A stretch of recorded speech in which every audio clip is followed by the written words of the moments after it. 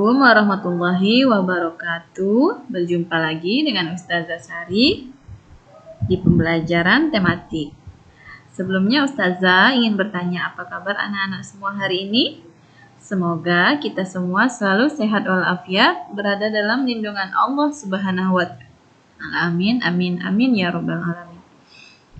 Nah, hari ini kita sudah masuk ke tema 3 tentang benda di sekitarku. Subtema 1, mengenal benda di sekitar kita. Di pembelajaran 1 dan 2. Sebelum kita memulai pembelajaran pada hari ini, mari kita bersama-sama membaca basmalah. Bismillahirrahmanirrahim. Dilanjutkan dengan doa sebelum belajar. Rabbi zidni ilma warzuqni fahma birahmatika ya arhamar rahimin. Amin. Amin ya rabbal alamin. Mari kita sama-sama simak pembelajaran pada hari ini. Ustazah lanjutkan.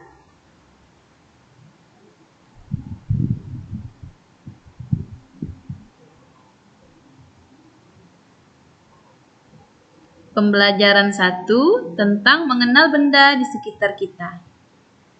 Nah, pertama-tama kita akan mencari tahu dulu apa itu benda. Benda adalah segala sesuatu yang menempati ruang, mempunyai massa dan wujudnya, dan dapat ditimbang. Nah, manusia, hewan, dan tumbuhan juga disebut benda karena manusia itu punya massa. Massa ini adalah berat ya. Wujud itu adalah bentuk. Sedangkan rasa dingin, rasa panas, aliran listrik, dan cahaya bukan termasuk benda. Karena semuanya tidak dapat dipegang dan tidak dapat memiliki massa atau berat benda. Nah, sampai di sini Ustazah harap anak-anak paham ya tentang pengertian dari benda. Jadi benda itu sesuatu yang menempati ruangan, mempunyai massa, ada wujudnya, dapat ditimbang. Sedangkan sesuatu yang tidak nampak seperti rasa dingin, rasa panas, aliran listrik itu bukan benda. Walaupun tidak terlihat tapi dia dapat dirasakan. Benda itu salah satunya cirinya juga dapat terlihat. Seperti manusia, hewan, dan tumbuhan. Kita lanjutkan tentang pengelompokan benda. Yang pertama berdasarkan bahan dasarnya. Apa itu? Misalnya dari kayu, plastik, logam, dan kaca. Nih, macam-macam bahan untuk membuat benda. Nah, ini contohnya. Benda yang terbuat dari kayu misalnya kita dapat jumpai di rumah kita ada lemari, kursi, meja, ada rak sepatu, krayon, masih banyak lagi ada tangga. Mungkin kalau kita lihat ada rehal, kalau kita cari lagi benda-benda di sekitar kita itu masih banyak sekali yang terbuat dari kayu. Nah, itu semua adalah yang dinamakan benda. Kemudian dari plastik. Nah, plastik ini juga sangat banyak sekali. Ada botol minuman, ada cawan plastik, piring plastik, ada ini segala perabotan rumah dan macam-macamnya itu juga terbuat dari plastik. Ada juga yang dari logam, benda yang dari logam seperti uang koin, garpu, sendok. Masih banyak juga yang benda-benda lain yang terbuat dari logam. Seperti mesin-mesin itu juga biasanya terbuat dari logam. Kita lanjutkan. Ini ada benda dari kaca, ada gelas kaca, cangkir, cermin, apalagi yang terbuat dari kaca spion misalnya kan. Masih banyak sekali benda-benda yang kita jumpai di rumah itu yang terbuat dari kaca. Selanjutnya, pengelompokan benda berdasarkan bentuknya. Nah, kalau tadi bahan dasarnya, sekarang berdasarkan bentuknya. Misalnya bentuk balok, kubus, bola, dan tabung. Nah, ini dia. Kalau bentuk bola itu banyak sekali kita temui ya di sekitar kita. Itu ada misalnya makanan bakso, ada kelereng, buah melon, buah semangka, buah jeruk, apalagi masih banyak ya nak ya. Masih banyak sekali, ada bola. Kalau kita cari-cari masih banyak lagi benda-benda yang berbentuk bola atau bulat. Kemudian tabung, berbentuk tabung. Ada tong sampah, pipa paralon, kue astor, drum.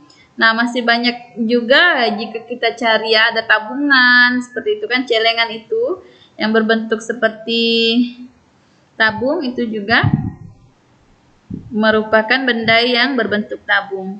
Kubus. Contoh benda yang berbentuk kubus ada dadu, ada bak mandi, kotak kardus, puzzle warna, atau rubik seperti itu ya. Ada juga itu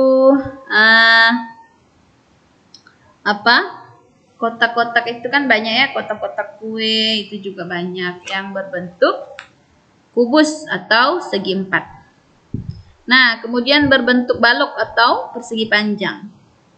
Ada lemari, ada kotak snack, kotak dapur, kotak TV. Kotak-kotak itu banyak sekali yang berbentuk persegi panjang. Bisa kita temui di rumah kita. Mungkin nanti anak-anak di rumah bisa lagi mencari nih benda-benda yang berbentuk bola, tabung, kubus, dan balok. Di rumah kita banyak sekali.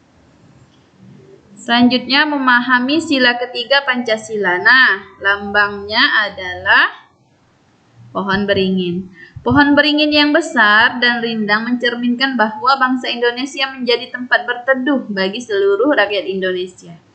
Pohon beringin juga berakar tunjang, sebuah akar tunggal yang panjang yang tumbuh sangat dalam di bawah tanah, mencerminkan kuatnya ikatan kesatuan dan persatuan bangsa.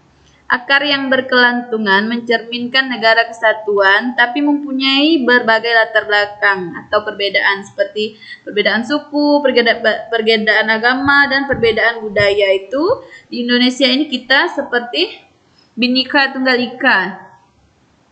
Walaupun kita ini banyak perbedaannya, tapi kita tetap bersatu. Seperti yang tersebut dalam sila ketiga yaitu Persatuan Indonesia. Nah, sekarang kita akan menyanyikan lagu Garuda Pancasila menggunakan irama ritmis dung. Dung di sini ustazah akan menepuk meja seperti ini, dung. Dung. Dung ustazah tepuk meja dan proknya ustazah akan menepuk tangan. Dung meja, prok tangan. Oke, kita coba ya. Anak-anak juga di rumah coba ya. Dungnya ustazah tepuk meja atau lantai, sedangkan proknya ustazah akan tepuk tangan ustazah. Oke, bergantian ya, dung prok seperti itu ya, dari baris yang pertama. Garuda Pancasila, akulah pendukungmu, patriot proklamasi, sedia berkorban untukmu. Pancasila dasar negara, rakyat adil makmur sentosa, pribadi bangsaku. Ayo maju, maju, ayo maju, maju, ayo maju, maju. Oke, seperti itu ya. Kalian bisa mencobanya di rumah menggunakan tepukan tangan saja. Tangan ditepuk di lantai untuk nada ritmis dungnya dan ditepuk ke tepuk tangan sebagai nada proknya. Paham ya? Oke, ustazah lanjutkan. Materi selanjutnya yaitu pembelajaran 2, benda-benda yang terbuat dari kayu. Nah, kayu adalah salah satu bagian yang terdapat di pohon. Pasti kalian semua sudah banyak sekali melihat ya pohon-pohon yang ada di sekitar kita. Nah, seperti tadi juga sudah kita bahas ya, benda-benda ini contoh benda-benda yang terbuat dari kayu. Kemudian satuan baku. Satuan baku adalah pengukuran menggunakan alat ukur. Nah, alat ukurnya seperti penggaris, meteran pita, meteran roll besar, meteran roll kecil. Kemudian satuan tak baku. Satuan tak baku adalah satuan untuk mengukur benda menggunakan jengkal, langkah, hasta, dan depak. Nah, ini adalah contohnya menggunakan depak. Tangan kalian direntangkan kiri dan kanan, itu adalah depak. Kemudian jari-jari kalian atau telapak tangan kalian buka seperti ini adalah jengkal. Sedangkan hasta ini adalah lengan. Dari lengan sampai ke telapak tangan itu adalah hasta. Kemudian langkah kaki kita bisa kita hitung berapa langkah, itu termasuk satuan tak baku. Kemudian menggunakan tali ya. Ini adalah berbagai macam contoh satuan tak baku. Kita dapat mengukurnya. Makanya satuan baku ini biasanya hasilnya berbeda-beda. Misalnya anak kecil dengan atau kamu dengan ayah kamu hasilnya bisa berbeda. Karena apa? Karena panjang depannya berbeda. Karena jengkalnya berbeda dengan satuan baku. Kalau satuan baku insya Allah hasilnya tetap sama karena alat ukurnya atau satuannya sama. Seperti itu ya. Nanti anak-anak boleh mencoba mengukur meja menggunakan jengkal di rumah, menggunakan depak, menggunakan langkah kaki, misalnya menghitung panjang ruangan menggunakan langkah kaki seperti itu ya. Nah, sampai di sini dulu pembelajaran pada hari ini. Tadi kita sudah membahas banyak tentang kayu. Kayu ini adalah benda yang memiliki sifat yang kuat, yang keras, mudah dibentuk dan tahan lama. Tapi kayu juga memiliki kekurangan. Kekurangannya yaitu kayu memiliki sifat yang lapuk. Lapuk itu artinya dia bisa buruk atau rapuh seperti itu ya. Nah, begitu pula manusia memiliki kekuatan dan kelemahan. Manusia itu juga benda, kayu juga benda, sama-sama memiliki kekuatan dan kelemahan. Nah, di dalam memiliki kelemahan, kita juga memiliki kekuatan. Oleh sebab itu, agar kita selalu kuat, kita tidak lemah, kita memohon, bermunajat, kita meminta kepada Allah, agar Allah menjadikan kita pribadi yang kuat, taat dalam beribadah, dan tidak pernah lemah untuk melaksanakan apa yang telah diperintahkan oleh Allah Subhanahu wa taala kepada kita. Sampai di sini dulu pembelajaran Ustazah pada hari ini. Apabila terdapat kesalahan, Ustazah mohon maaf yang sebesar-besarnya karena kebenaran hanyalah milik Allah Subhanahu wa taala. Ustazah akhiri, jazakumullah khairan kasir. Wassalamualaikum warahmatullahi wabarakatuh.